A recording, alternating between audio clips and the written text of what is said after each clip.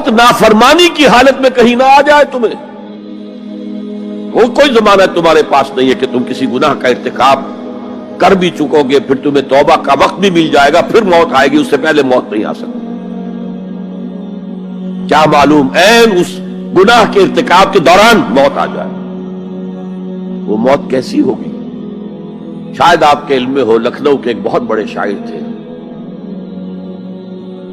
اور ان کی موت بہت ہی مکروہ حالات میں واقع. رات کو 2-3 بجے, جس کو آپ انگریزی میں کہتے ہیں in the small hours of the morning, شراب خانے سے نکلے, نشے میں دھت, چکر آیا, گرے, اور ساتھ ہی بدرو جا رہی تھی گندی نالی, اس میں گر گئے, وہاں سے لاش برآمد. کیسی موت ہے یہ؟ نافرمانی کی حالت میں موت آئی ہے, شراب کے نشے کی حالت میں موت آئی ہے. اور کیا یہ ممکن نہیں ہے کہ کوئی شخص بدکاری کا ارتکاب کر رہا اور عین اسی فعل کے دوران موت آ جائے؟ اچھا, اب اگر آپ نے طے کر دیا نہیں مروں گا مگر حالت فرما برداری میں, اس کی ایک ہی شکل ہے, کوئی لمحہ بھی نافرمانی میں بسر نہ ہو, مبادا اسی لمحے موت آ جائے. ہر لمحے کا پہرا دیجئے, ہر ساعت کی پوری حفاظت کیجئے, کہیں نافرمانی کا کوئی ارتکاب نہ ہو اور عین اس حالت میں کہیں موت نہ آ جائے. میں وہ حدیث آپ کو سنا چکا ہوں, لا یزنی الزانی حین یزنی وہو مومن. کوئی زانی حالت ایمان میں زنا نہیں کرتا, جب وہ زنا کر رہا ہوتا ایمان اس کے دل سے نکل کر اوپر سر پر منڈلاتا رہتا. کوئی چور حالت ایمان میں چوری نہیں کرتا, ولا یسرق السارق حین یسرق وہو مومن. کوئی شرابی حالت ایمان میں شراب نہیں پی سکتا, ولا یشرب الخمر حین یشرب وہو مومن. اگر ایمان بھی ہو دل میں اور یہ حرکات بھی ہو رہی ہو تو وہ ایمان 2 پیسے کا نہیں, 2 ٹکے کا نہیں. کیا اس ایمان کی قیمت ہے؟ کیا قدر و قیمت ہے اس کی؟ اب اگر عین اسی حالت کے اندر موت آ گئی تو یہ تو خلوع ایمان ہے, ایمان کا خالی ہو جانا ہے. یہ ہے وہ بات جو کہی گئی.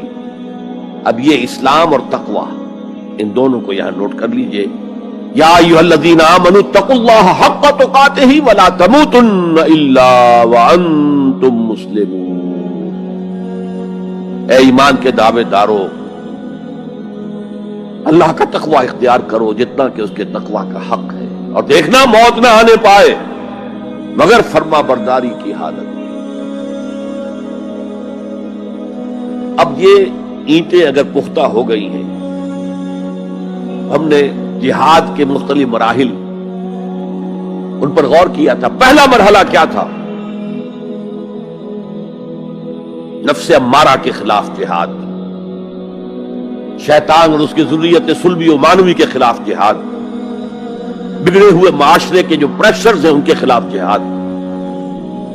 یہ 3 جہاد کر کے کما حقہ فرض کیجئے کہ اب آپ تقوی اور فرما برداری کی روش پر راسخ ہو گئے, قائم ہو گئے. اب اگلا قدم کیا ہے؟ اب ان اینٹوں سے فصیل بنانی ہے. اینٹیں تو مضبوط ہو گئی, پوری طرح پٹ گئی, پختہ ہو گئی. وہ جو اقبال کہتا ہے کہ خام ہے جب تک تو ہے مٹی کا ایک انبار تو, اور پختہ ہو جائے تو ہے شمشیر بے زنہار تو.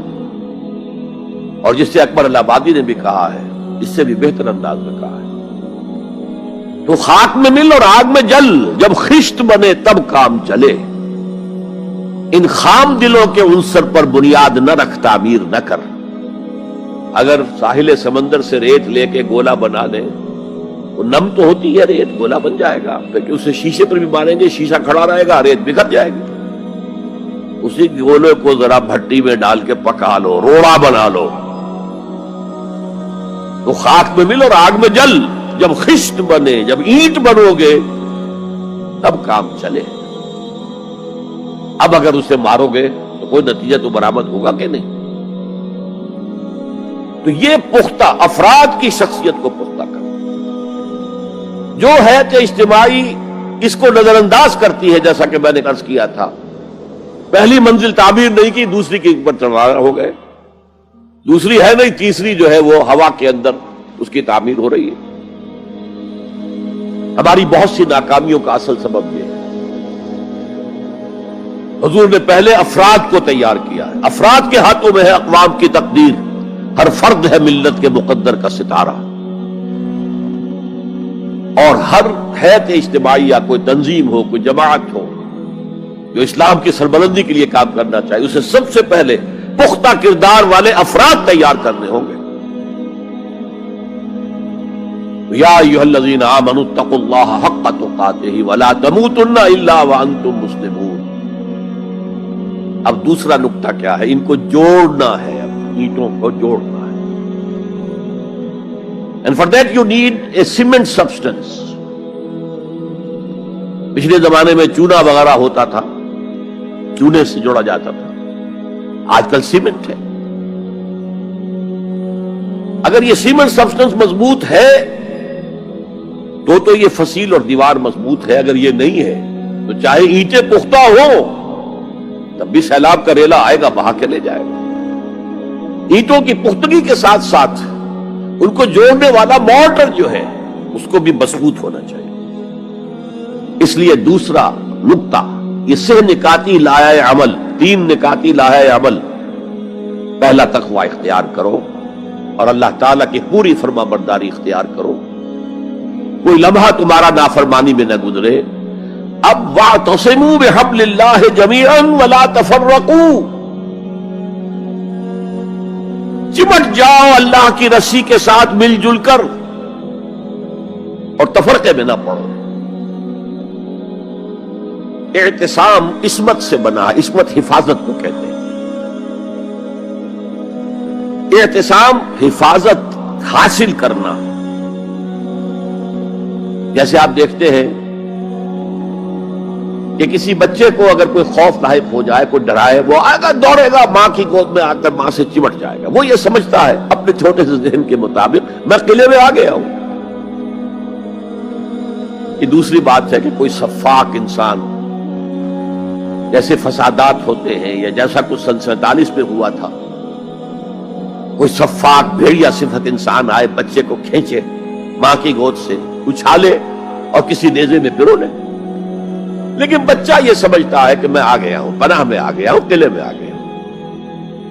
تو یہ ہے اعتصام۔ اور عجیب بات یہ ہے کہ جو اس سورہ مبارکہ کی جو ہم نے شروع کی ہے آیات، وہاں سے ایک آیت پہلے جو ہے 10ویں رکوع کی آخری آیت، وَمَن يَعْتَصِم بِاللَّهِ فَقَدْ هُدِيَ إِلَىٰ صِرَاطٍ مُسْتَقِيمٍ۔ یہاں حبل اللہ نہیں ہے، جو اللہ کے ساتھ چمٹ جائے تو اس کی ہدایت تو ہو گئی صراط مستقیم کی طرف۔ اللہ سے جڑ جاؤ۔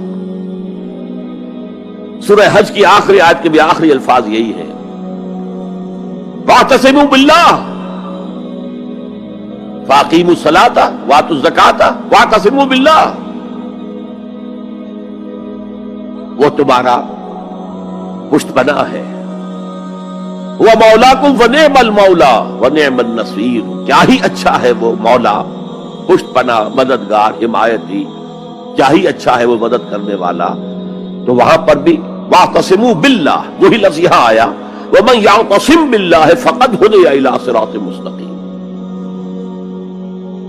اب یہاں سوال پیدا ہوتا ہے وہ حبل اللہ کون سی ہے؟ اب اصول یہ سامنے رکھیے کہ قرآن مجید میں اگر محسوس ہو کہ کسی جگہ پر کوئی ابہام ہے، اجمال ہے، کہیں وضاحت کی ضرورت ہے، تو یہ حق ہی نہیں، فرض ہے محمد الرسول اللہ صلی اللہ علیہ وسلم کا کہ اس کو بیان کریں، واضح کریں، تبیین کریں۔ انزلنا الیک الذکر لتبین للناس ما نزل الیہم۔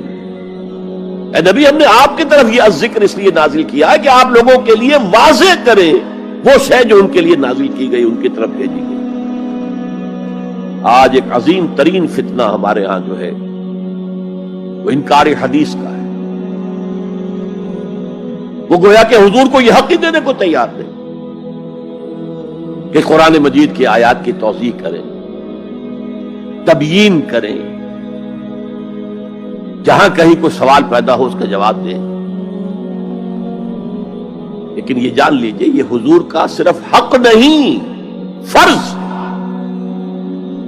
مجھے ایک بڑا تلخ تجربہ ہوا تھا لاہور میں 1973 میں، وہ جو عالمی کانفرنس ہوئی تھی لاہور میں، دنیا کے تمام مسلمان ملکوں کے سربراہ وہاں جمع تھے. تو اس زمانے میں اس آیت کا بڑا چرچا تھا، اخبارات میں بھی بڑے بڑے اشتہار شائع ہو رہے لوگوں کی طرف سے، وَاعْتَصِمُوا بِحَبْلِ اللَّهِ جَمِيعًا وَلَا تَفَرَّقُوا. رکشاؤں کے پیچھے بھی بینر لگے ہوئے ہیں، ٹیکسیوں کے پیچھے بینر لگے ہوئے ہیں، وَاعْتَصِمُوا بِحَبْلِ اللَّهِ جَمِيعًا، بینر آویزاں ہیں سڑکوں پر جا بجا. لیکن میں ایک پریس میں گیا کہ جہاں میری ایک کتاب چھپ رہی تھی اور تاخیر ہو رہی تھی، تو میں ذرا ان سے کہنے گیا جلدی کرو. وہاں ایک صاحب آئے ہوئے تھے اور بدقسمتی سے آزاد کشمیر، جو ہمارے ہاں آزاد کشمیر کہلاتا ہے، آپ کے ہاں وہ مقبوضہ کشمیر کہلائے گا، اس کے وہ محکمہ جو انفارمیشن ڈپارٹمنٹ کے سیکرٹری تھے، اہم تھے. ان کا یہ کیا رہا؟ یہ لا یعنی کلام ہے، بے معنی کلام ہے. وَاعْتَصِمُوا بِحَبْلِ اللَّهِ جَمِيعًا، کہاں ہے وہ رسی؟ کس کو رسی؟ کون سی رسی کو پکڑو؟ بہت صدمہ ہوا، لیکن کیا کیا جائے؟ اصل میں کمیونسٹ ذہن کے تھے. اب اس لیے وہ اللہ کے رسول نے واضح کیا ہے کہ حبل اللہ کون سی.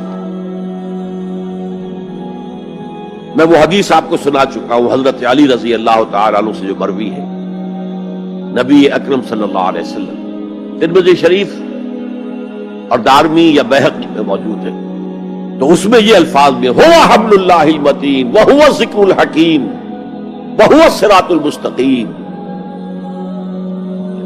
حضرت علی فرماتے یہ ہے کہ میں نے سنا حضور نے ارشاد فرمایا ان قریب ایک بہت بڑا فتنہ رونما ہوگا، انہا ستکون فتنۃ.